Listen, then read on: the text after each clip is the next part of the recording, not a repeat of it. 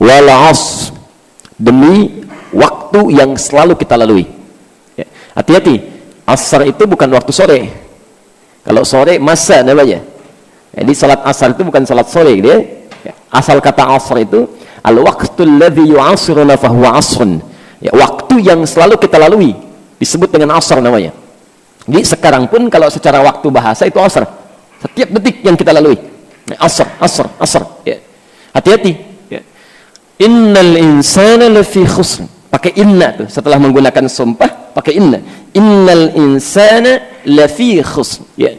Sungguh manusia itu, hati-hati, sungguh manusia itu, setiap manusia bisa berpotensi berada dalam kerugian. Jadi kalau Anda tidak bisa menggunakan waktu dengan baik, Anda bisa rugi. Awas, jadi setiap ayat ini ingin mengatakan setiap waktu yang Allah berikan pada kita, setiap detik yang kita lalui, tolong pergunakan itu dalam hal yang diridhai oleh Allah Subhanahu wa taala. Anda tidak manfaatkan itu, Anda rugi kata Allah. Anda rugi. Ya. Nanti bagaimana cara memanfaatkannya? Baca ayat setelahnya. Ada 3 hal yang nanti Allah sampaikan di ayat itu. Ya. Wal 'asr innal insana lafi. Setiap manusia berpotensi rugi bila tidak memanfaatkan waktunya. Maka bagaimana cara memanfaatkannya? Illal ladzina amanu. 1, kecuali bila dia manfaatkan setiap waktunya dengan iman. Artinya kalau ada orang tidak beriman, belum beriman kepada Allah, itu setiap detiknya rugi dia, walaupun dia mengerjakan banyak kebaikan. Jadi nggak ada faedahnya. Ya. Maaf, ada orang misalnya membantu orang lain, bangun jalan demi kepentingan orang, memberikan fasilitas, tapi saat yang bersamaan dia tidak lakukan dengan imannya, dia belum beriman, maka tidak ada manfaatnya dalam pandangan Allah Subhanahu wa taala. Tetap rugi dia. Ya. Walaupun saat di dunia Allah balas kebaikannya. Hati-hati ya, hukum dunia menyebutkan kalau Anda mengerjakan satu kebaikan saat di dunia, dengan sifat rahmannya Allah, kebaikan Anda itu seketika akan dibalas, walaupun tidak dilakukan tanpa iman. Walaupun tidak dilakukan tanpa iman, akan dibalas tetap. Ya. Jadi orang kafir pun kalau berbuat baik saat di dunia, Allah akan berikan balasan di dunianya. Karena hukum akhirat itu beda dengan dunia. Semua yang dibawa di dunia, awas, selama jadi hukum dunia itu tidak bisa dibawa ke akhirat. Tisu ini benda dunia atau benda akhirat? Dunia. Jadi saat Anda menggunakan tisu ini ketika akan kembali ke akhirat, tisunya nggak akan ikut. Ya. Demi Allah saya katakan, ya maaf ya, sekhusyuk-khusyuknya Anda dalam berdoa sampai pakai tisu itu, ya, itu tisunya jangankan saat ke akhirat lah, ke alam kubur aja nggak akan ikut. Ya. Apa yang bisa membawa Anda dengan tisu itu menjadi bagian dari bekal untuk dibawa pulang? Bismillah, Anda gunakan. Ya. Bismillah, Anda minum. Bismillah, Anda gunakan telepon itu. Bismillah, Anda gunakan kendaraannya. Kalimat itu yang ketika dikerjakan itu yang bisa membawa setiap kegiatan kita menjadi bekal ke akhirat. Kalimat itulah yang disebut dengan kalimat iman sehingga menjadi amal saleh. Jelas di sini? Jadi kalau ada orang-orang tidak beriman selama hidupnya, itu semua pekerjaannya rugi. Faja'alnahu haba'an manthura. Di akhirat karena tidak ada bekal iman, maka Masya Allah digugurkan oleh Allah seperti debu-debu yang berterbangan. Ini indah kalimatnya.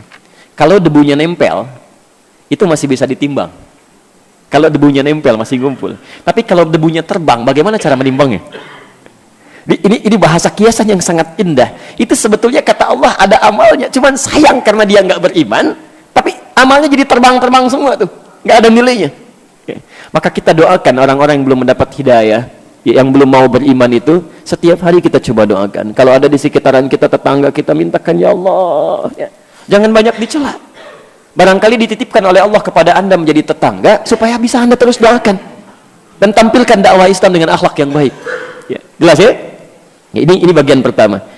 Saya berikan rumus cepat ya. Kalau ada orang bertanya, kenapa orang Islam misal yang telah beriman tapi melakukan perbuatan buruk selama hidupnya masih berpeluang masuk surga, sedangkan orang-orang yang tidak beriman yang baik selama hidup di dunianya kok diancam dengan neraka? Ada yang bertanya, di mana letak keadilan Allah? Anda jawab dengan ayat tadi. Sesungguhnya disinilah letak keadilan Allah, sangat adil. Karena dia berbuat baik dalam urusan dunianya, maka Allah balas semua kebaikannya saat dia berada di dunia. Cuma karena dia tidak melakukannya dengan imannya, sedangkan hukum akhirat mesti menggunakan iman, maka kebaikan yang ia kerjakan tidak bernilai saat di akhirat nanti. Dia lulus ujian dalam aspek yang lain, tapi tidak lulus dalam ujian keimanannya. Jelas ya?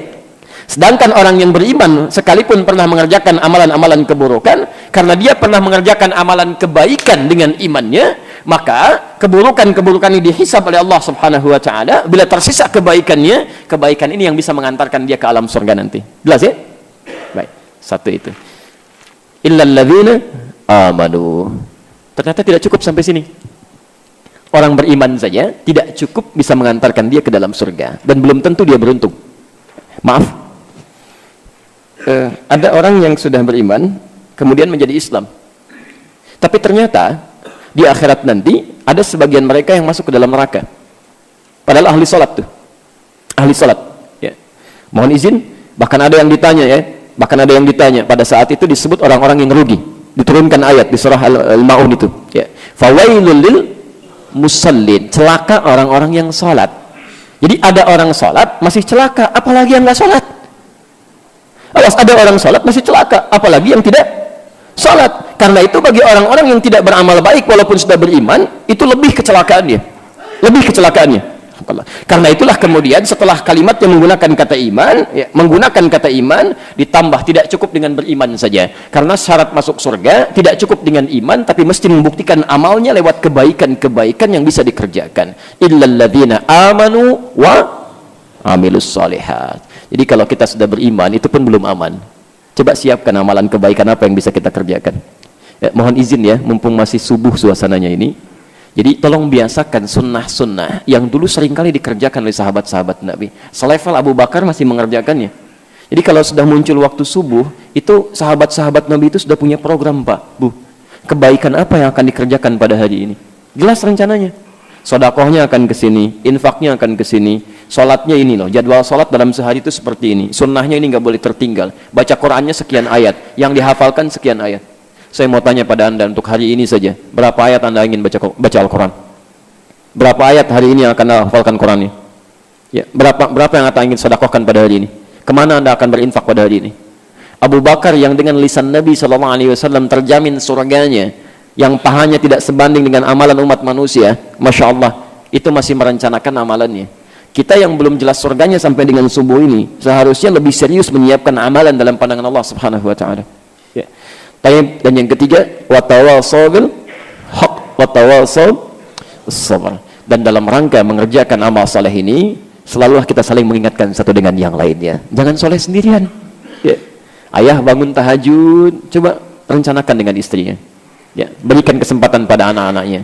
Ada yang mau ta'lim, ya sebarkan informasinya. Ya, karena surga itu terlalu luas kalau untuk anda sendirian. Ya, sebarkan dan sabar dalam menjalaninya, karena tidak mudah untuk konsisten dalam mengerjakannya. Ya, semoga Allah menolong kita untuk bisa memaksimalkan 3 hal tadi.